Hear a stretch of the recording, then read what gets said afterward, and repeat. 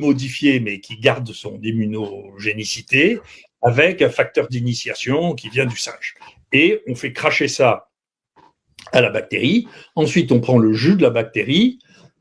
Théoriquement, on détruit tout l'ADN. Théoriquement. Donc nous, dont d'autres en réalité, il y a maintenant, je sais pas, une dizaine d'études impubliables. Moi, je vous assure, j'ai mis ça heureusement sur HAL, mais c'est impubliable. Il n'y a pas un journal qui veut publier ça. En réalité, il y a de l'ADN qui reste. Donc, vous n'avez pas réussi à tout détruire. Il reste de l'ADN. Et deuxièmement, vous mettez tout ça, qui est en principe que de l'ARN, vous le mettez dans une petite bille de lipides pour qu'elle rentre de force dans la cellule. Donc, vous mettez l'ARN dans la cellule. D'accord? Et vous mettez de l'ADN dedans aussi, dans la cellule. Et quand vous mettez de l'ADN de la cellule, vous savez, le passage qui fait que de l'ADN, vous passez dans le cytoplasme de la cellule, dans la cellule, au noyau de la cellule s'intègre, vous savez, c'est juste une question de chance. C'est un phénomène mécanique habituel, banal. Donc, on savait bien, je l'avais dit d'ailleurs, à partir du moment où vous avez de l'ADN dedans, attendez, il faut que vous ayez une certification des vaccins sur le fait que c'est pur en termes d'ADN, parce que nous, ce qu'on a analysé, deux vaccins, deux échantillons, en réalité, ça ne correspond pas aux normes qui étaient censées être les normes explicables.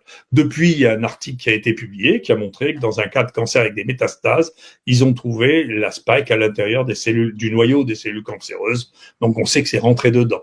On ne sait pas à quel moment c'est rentré dedans, mais donc la preuve de concept, c'est que, il y a de l'ADN, que l'ADN rentre dans la cellule parce qu'on l'oblige à rentrer dedans, et que dans un certain nombre de cas, il s'intègre au génome.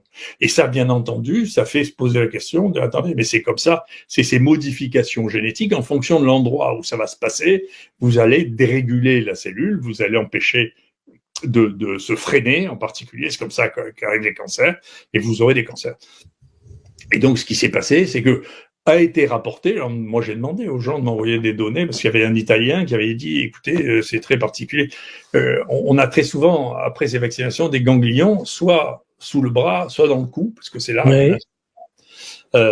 Et donc, assez tôt, il y a un Italien qui a publié, moi j'ai un lymphome, un cancer des ganglions, juste apparu après que les gens aient eu des ganglions après injection. Alors, très bien, je lui ai écrit, je lui ai dit, vous êtes d'accord pour que je l'analyse, que je regarde s'il y a des séquences? Il m'a dit oui, mais je dois demander, on m'a interdit de le faire, et puis mais je l'ai pas eu, je le regrette.